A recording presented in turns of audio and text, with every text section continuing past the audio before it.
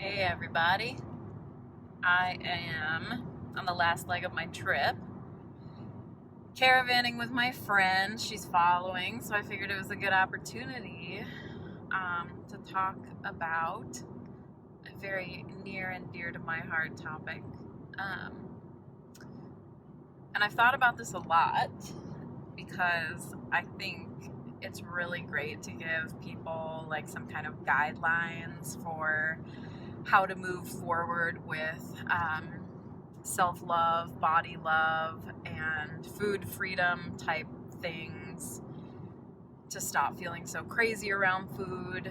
I think it's good to have some kind of structure in order to start that process.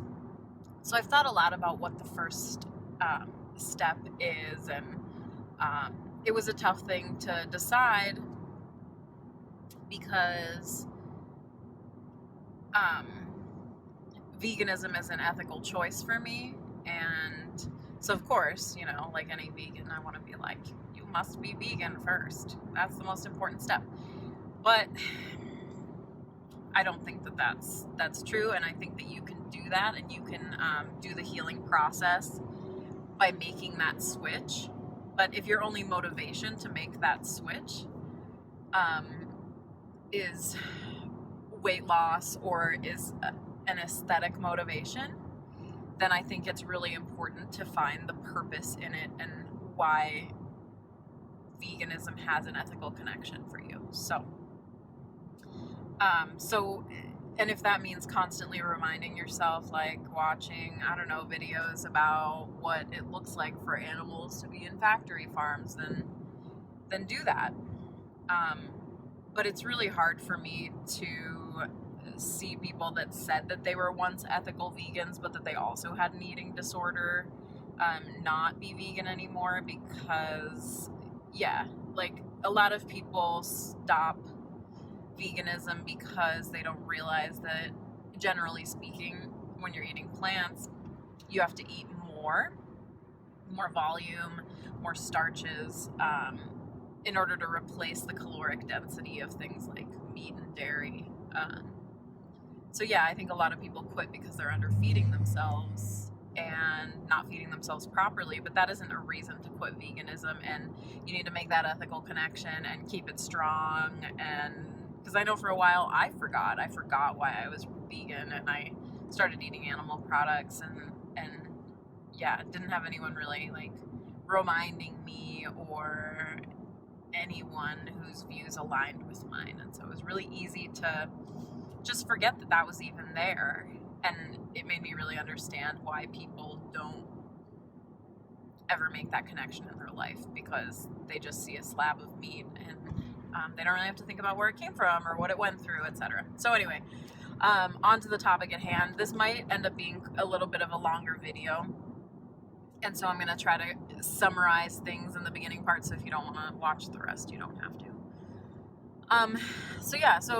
So step one, I think, is shifting your mentality.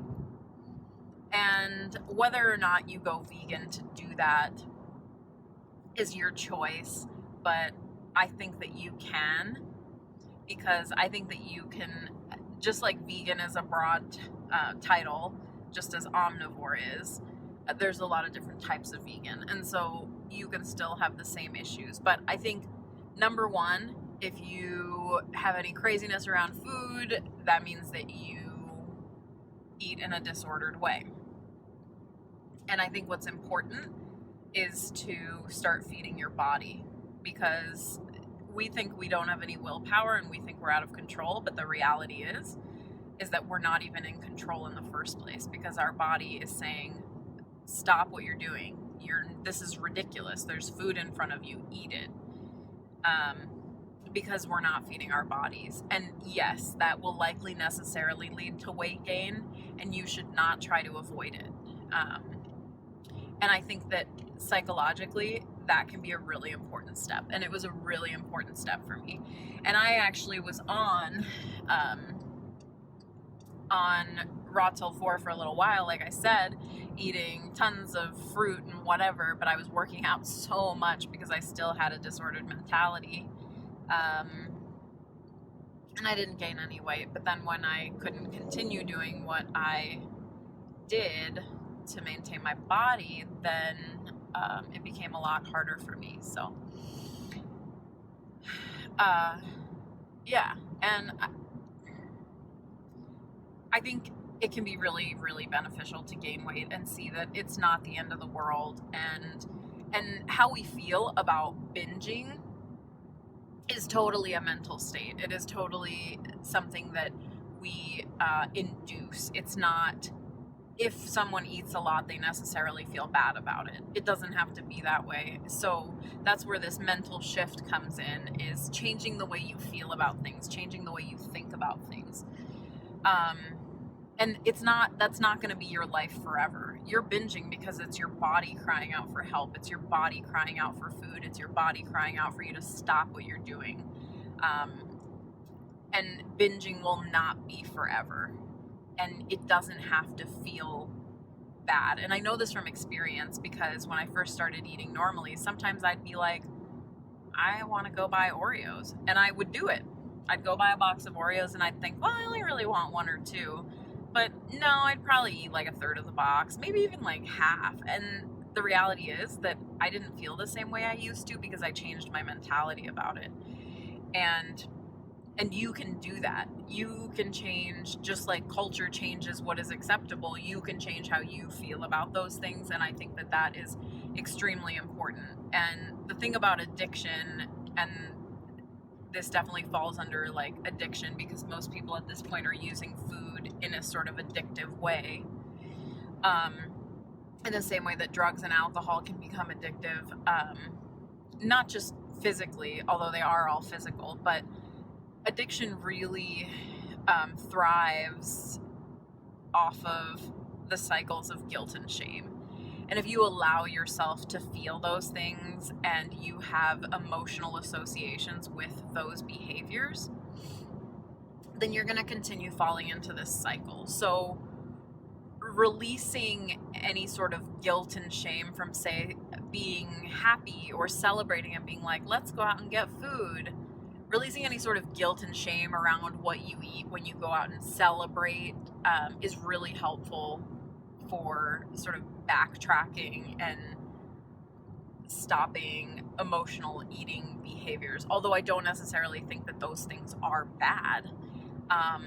And when you go through this process, it's so complicated and convoluted, but when you go through this process, you stop using food emotionally, or at least that's been my experience. And I think that my experience is very similar to a lot of people's, because I read a lot of blogs, a lot of people's experiences, and I'm like, wow, yeah, that sounds like me. So yes, I think the first step is start eating normally. And it's going to be really difficult, because you are no longer able to listen to your body, to listen to your hunger cues, to listen to satiety cues.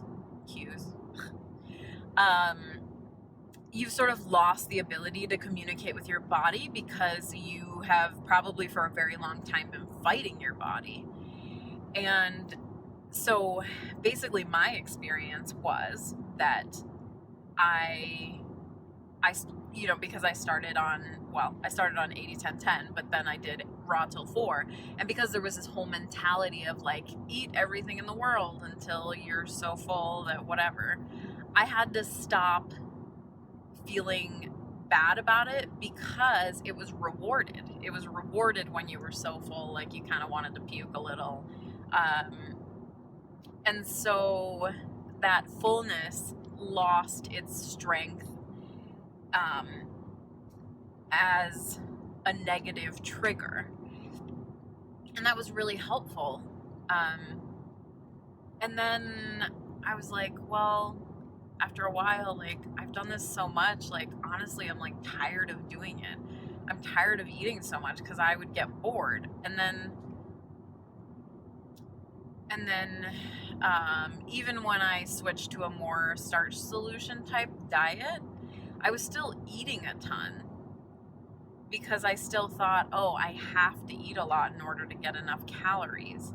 But then eventually I sort of started paying more attention.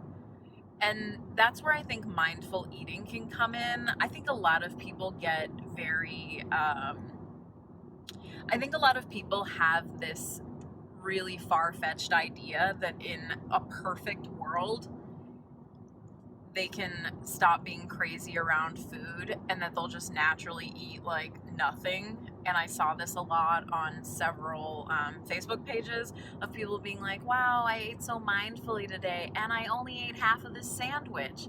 And I'm like, that's fine if you're truly, truly listening to yourself. But I sort of worried that those people still are weight loss obsessed and living in this world where they think that if they can stop being crazy around food, that they will just magically like eat nothing, which isn't true. But anyway, and the reality is you need to release this idea and this desire for weight loss. I think it's great to have goals, absolutely, but this lady, Sarah Vance, says that when your body becomes your project, you necessarily end up basically with disordered eating, which I think is probably true 95 to 99% of the time. And again, with the thing that actually she and Meg Squats say that your body should be the least interesting thing about you, that is definitely true. Because you should put health first. And for me, health and ethical veganism are on the same tier. So it's really important to me to maintain my eating habits in a way that support my ethical beliefs. But I also care about my own health, and I care about the health of my dog, for instance. So my dog is not vegan. I don't plan to make her vegan because she has really sensitive skin, serious issues with candida, and dogs lean more on the carnivore side, but are omnivores. And I have tried feeding her more starches, and she just breaks out horribly and scratches her ears to the point that she bleeds.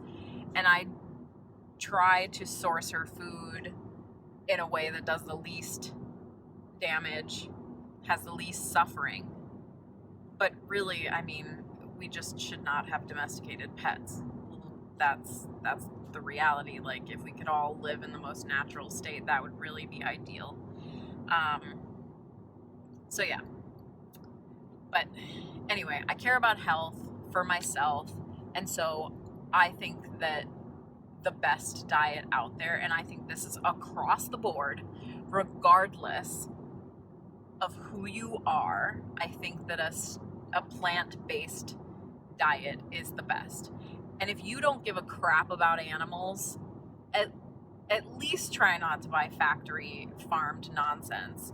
It's not like the stuff that comes from, your farmer Joe is really any better, because that cow really did not want to die. It is in all of our best interest to stay alive. So at least that's better than forcing an animal to suffer through the horrendous conditions of a factory farm, because I know there's a lot of people in my family that are just never, despite what they see, they are never going to give up meat. And I think it's important to be willing to help people and work with people and suggest to people other alternatives. And I think that we all eat way too much meat and that we need to back off.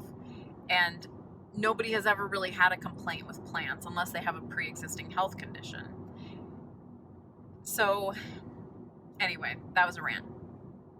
So yes, so you need to transform the relationship that you previously had with all these different aspects of your life, including binging,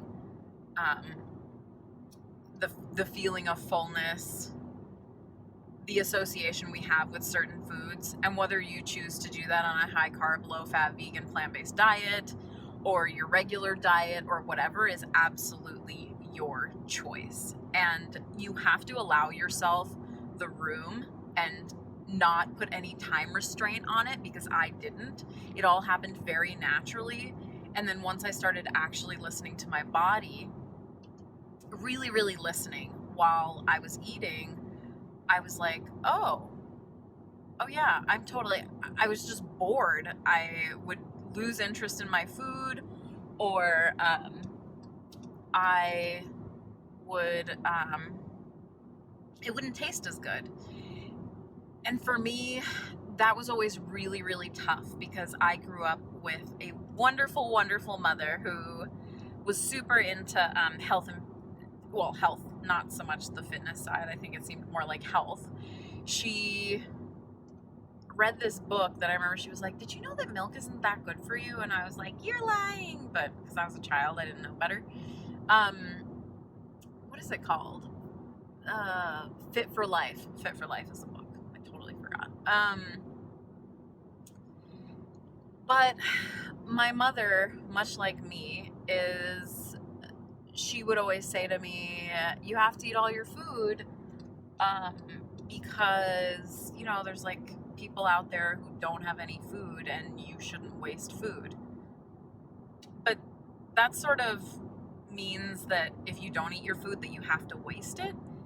And I, now as a real adult, I don't eat all my food and I don't waste it. I still eat it. I'll just save it for later. Even if it's, this much food, whatever, I'll just leave it. And then eventually I might be interested in it again and do that and eat it. But yeah, when I get satisfied, it's not when I'm full. And it's not, it's actually I just feel normal. And what's interesting is a lot of people will say, especially 80-10-10 or Raw 4 people, think that, oh, well, if we were just living in our natural environment, we would find a food source and we would gorge on it. But that's not actually true, because we did adapt to eat cooked food. So our intestines have shortened,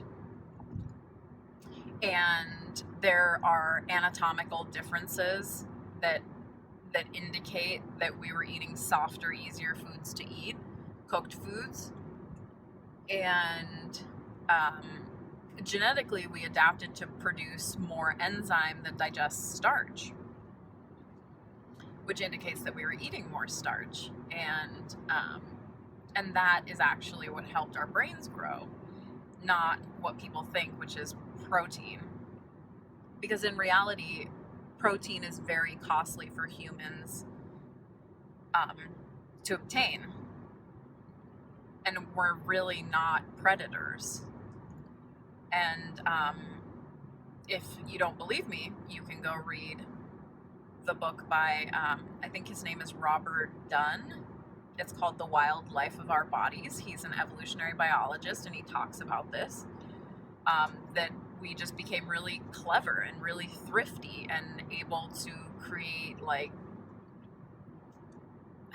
symbiotic relationships with animals. And that's kind of how the whole dairy thing happened, and lactase persistence, which is more common in Aryans, because that's where that happened. Whereas, for Asians and South Americans, I think more, that didn't really happen. So don't quote me on that, but go read it. Wild Life of Our Bodies. It's an excellent book. He's an amazing writer. It's so good. So good. Gosh, I just totally forgot the point that I was making, but anyway,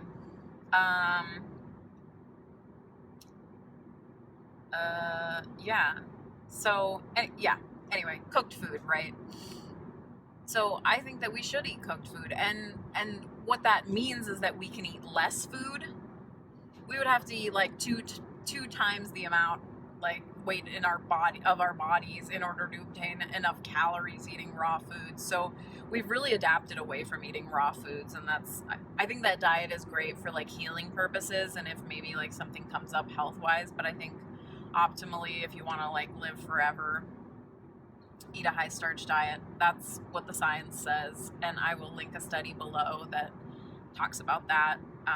And it increases longevity more than the previously thought calorie restriction method.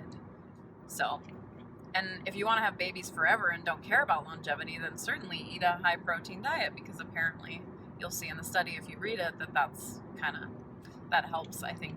I want to say with fertility. So, yeah.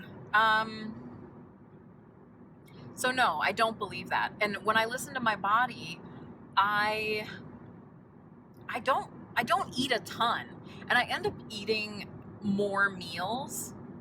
Just that's what I'm doing right now. That may change, I don't know, but I'm trying not to force myself to eat a ton, because I do tend to do that. I tend to try to eat everything on my plate, because of this like training, this message from my mother, which I know she didn't intend for that to be the case, but that's what happens. And I think that when kids eat, you need to not say anything, not force them to eat anything, and feed them whole foods, not processed foods, minimally processed foods, and allow them to eat naturally, because they know what's best for them. And when you impress your beliefs upon them, that's when they end up with a disordered mentality, and that's when those things start. So don't force your kids to eat their vegetables. Like,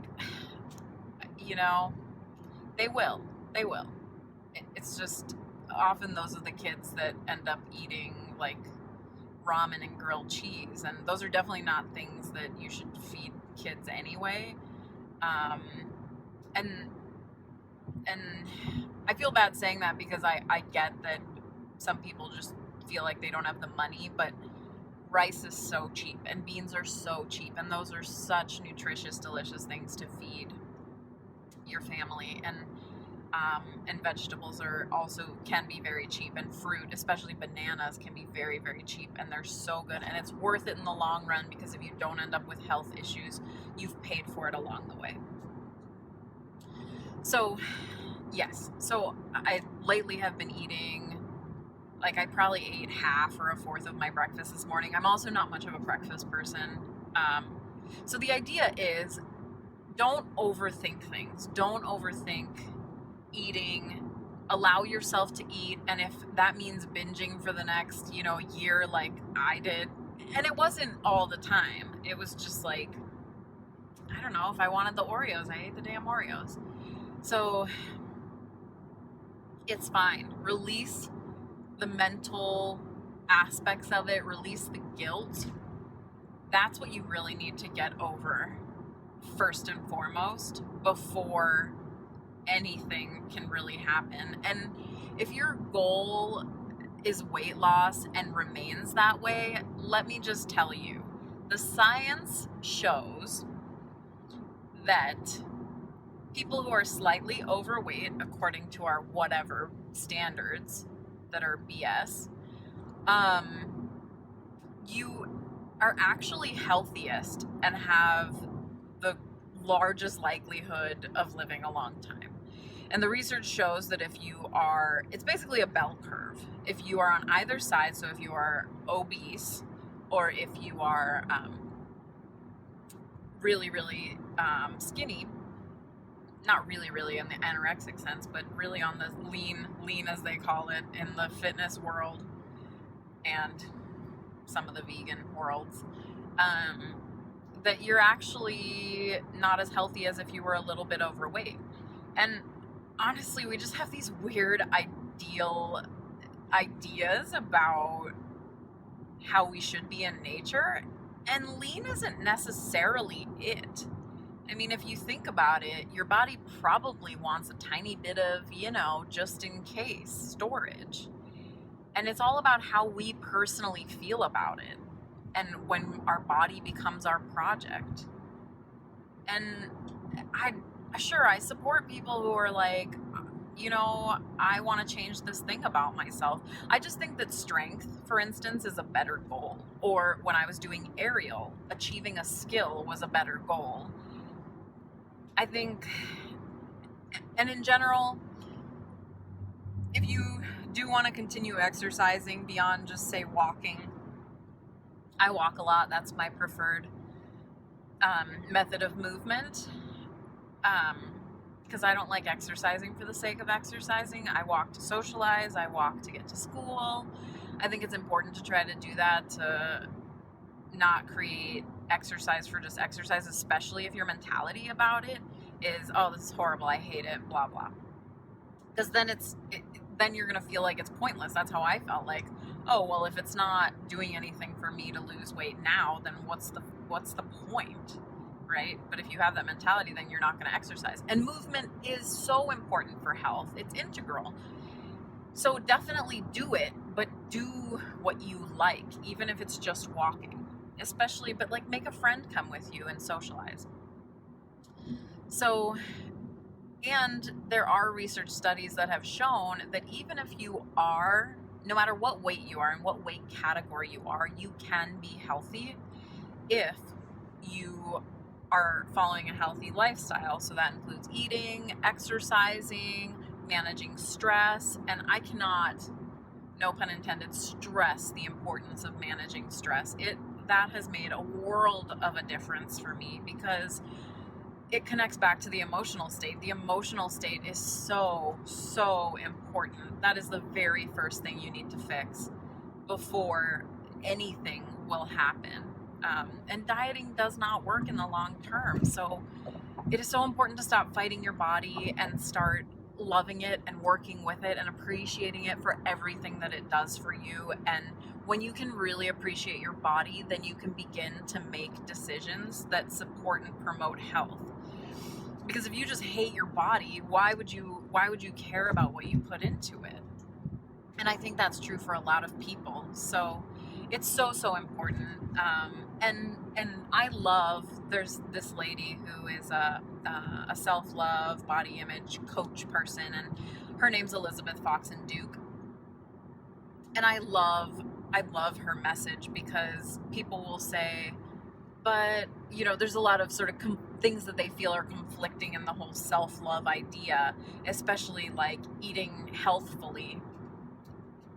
And what she says is, well, once, you get over things and you love your body and you can really be happy with yourself no matter what you look like, then you will make decisions not based on whether you think something is healthy or not.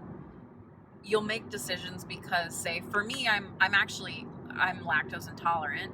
And so for me, the decision not to eat dairy is based off of the fact that it doesn't make me feel good. It makes me feel terrible. And so I never say the words, oh, I can't eat that. I don't say that because, again, the mentality of that sort of puts it in this category that it's forbidden, but it's not. I say, especially with veganism, I say I don't eat that, because it should be not, you don't want anything to have this like power, like, oh, that's forbidden, because then you want it. We know that's, it's human nature. It's like anything we can't have, we want more for some reason. So it's so important to choose your words surrounding things like that carefully. I've always believed that the things that we say out loud are, so powerful. When I was hiking around Mount Rainier with my friend, for the first chunk of like hiking, I would be like, oh my God, I don't think I can do this. And I never said anything. And when we got to our camp, we ended up having a conversation about it, and I was like, I didn't want to say anything because I knew how much power that would have if I said it out loud. And she completely agreed with me, and it's very, very true. And I think that's why, like positivity in general is so important, and just being supportive, even if, like me, naturally, I'm not that type of person. I don't compliment people, but I try so hard to do it because I think it really changes how you see the world. And I grew up with very critical parents who, I've had friends tell me in the past, like, oh, you're so critical. And I'm like, sorry. So I'm really trying to shift that too, because I think that that's a huge factor. So I think in summary, this is getting kind of long. In summary, it's so important to shift your mentality, change it's difficult to change how you feel about your body. So it's important to start with things like change how you feel about allowing yourself to eat enough food, allowing your body to binge if that's what happens, and not feeling bad about it. Eliminate this idea that there's like bad and good foods, and that's necessary in the beginning. Like I said, I'm very big on health, but I think that healing your relationship with your body and food has to come first, and then you can work on the health aspects. And for me, I think that's a plant-based diet. However you choose to eat is fine. That's up to you. But I just think you can't, and the research says you can't go wrong with plants. So I'm a huge proponent of that diet as a health diet. But I think that if something is going to be triggering for you and is going to send you back into this like diet cycle, then don't do it. Or for instance, like if you do a high carb, low fat diet, if you end up eating out and you eat an oily dish, don't feel bad about it. It is not a big deal. It's what you do most of the time that matters. And I think moderation is great, but I think that can be really tough for some people because moderation is a very general idea. And so for some people, moderately eating meat might be eating animal products might be eating animal products 3 times a day. And the research really shows that is not healthful. So yeah, it's tough. Basically, like, I think that you should eat meat very seldom to never. And I shouldn't say I think, that's really what the research shows.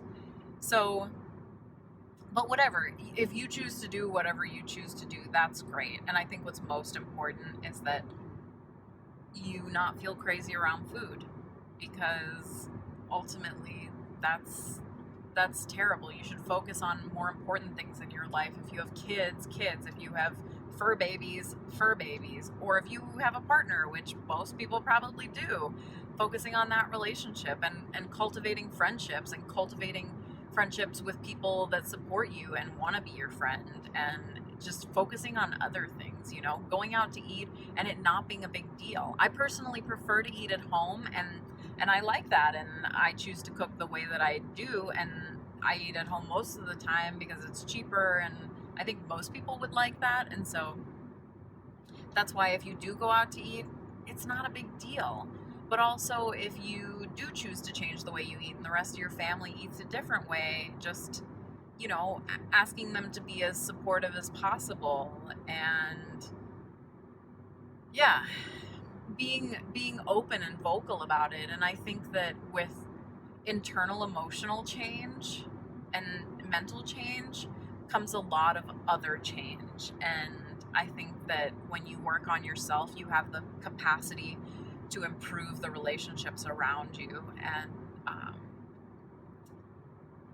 there was the very first episode of this newest season of the podcast Invisibilia is really great, and I really encourage you to listen to it, because I was sitting in my car crying. It was so great.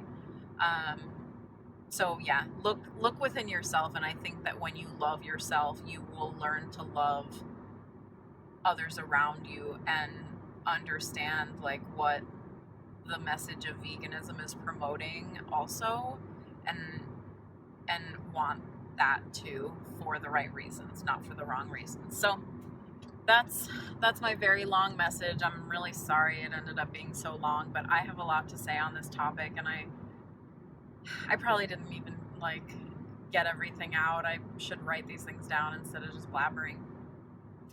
But yeah, please comment below. Let me know what you think. Let me know what your experience has been, and subscribe, support me. Feel free to friend me on Facebook if you can find me. I'll see if I can make that happen. Cool. All right. Check ya next time.